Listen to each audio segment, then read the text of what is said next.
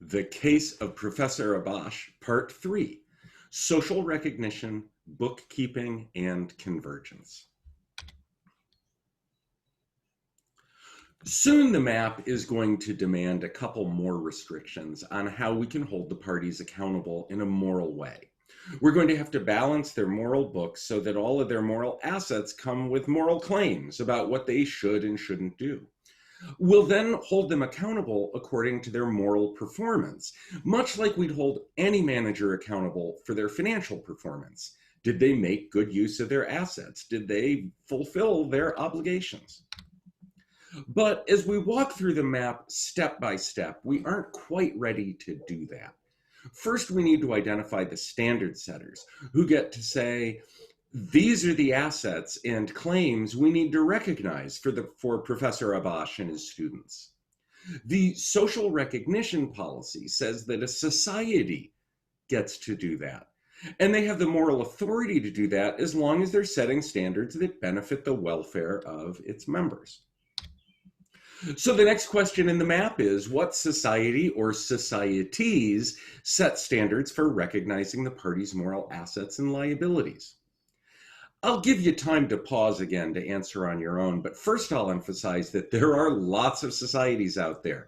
A family is a society, so is a community, a company, and a Taylor Swift fan club. And it's possible to be a member of all of them. Now, I see four societies in this case. First is the academy, which sets standards for the benefit of academics, primarily through encouraging strong academic performance. Second is the student body, which sets standards that encourage cooperation and solidarity. There's also a society of parents, or maybe we should call them tuition payers, who want to see students get a good education, and also a society of recruiters who want to be able to rely on academic transcripts.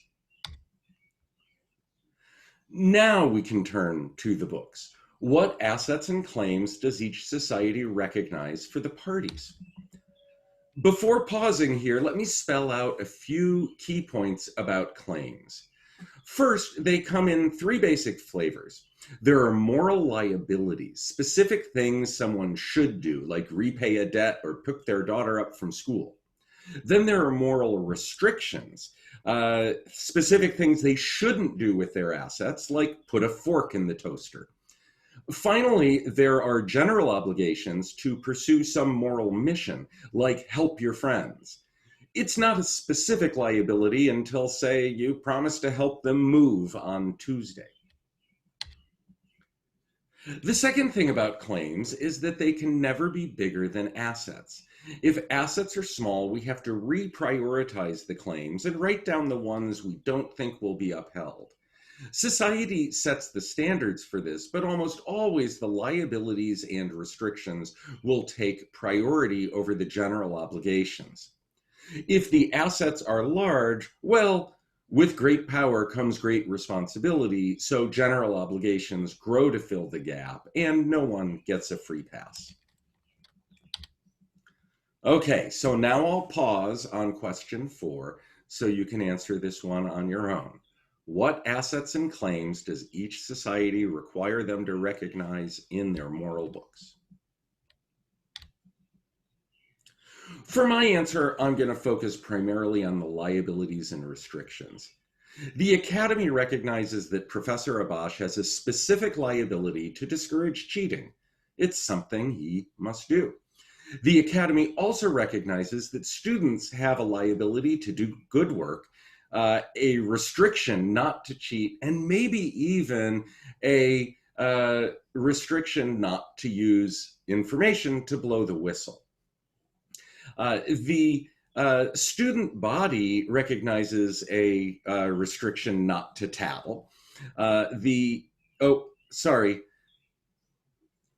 Well, I'm not going to re-record this. I'll just say, sorry, the Academy recognizes students have a liability to blow the whistle, but the student body recognizes a restriction not to tattle.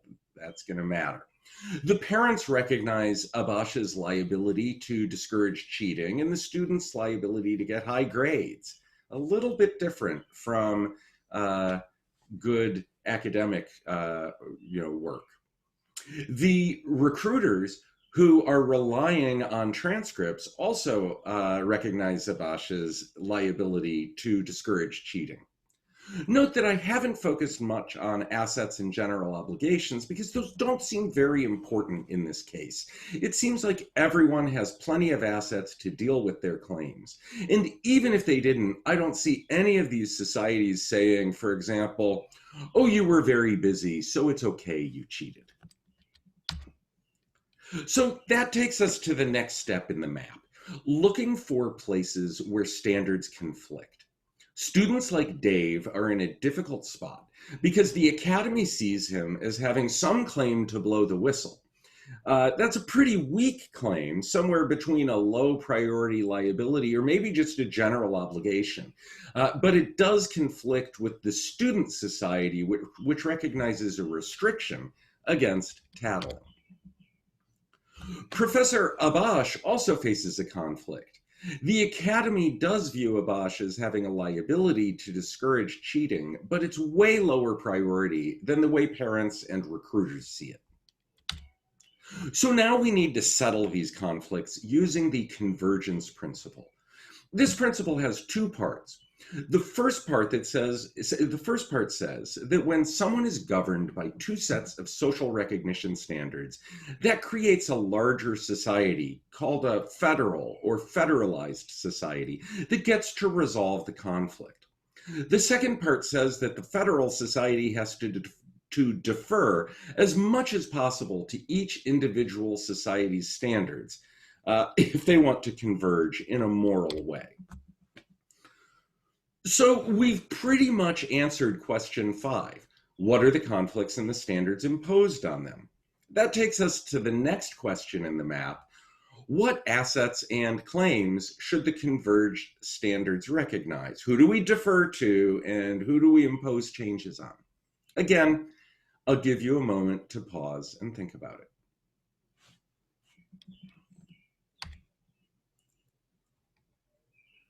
For students, I'm going to say a liability to blow the whistle is just too damaging to student cooperation and solidarity to be part of a converged standard. Fortunately, there's a sensible compromise. Students don't have to blow the whistle on their classmates, but if they do, none of them get to retaliate. That will help the academy without hurting the student society too much. For Abash, academics might not see him as having a high priority liability to discourage cheating, but parents and recruiters sure do, and I'm going to side with them. Sure, it might be hard for academics to police one another, but when we look at the benefits to greater society, professors really do have a moral obligation to discourage cheating, right? Even if their own employers aren't punishing them for it. For encouraging cheating. I'll close this video with a question that for this particular case, we don't really need to answer. Lots of questions, situations raise ethical questions because people don't have the assets they need to settle their claims. You can think of this as moral insolvency or moral illiquidity. When that happens, we need to decide which claims have the highest priority and write down the ones that won't get settled. But that's not the situation here, so we can skip it.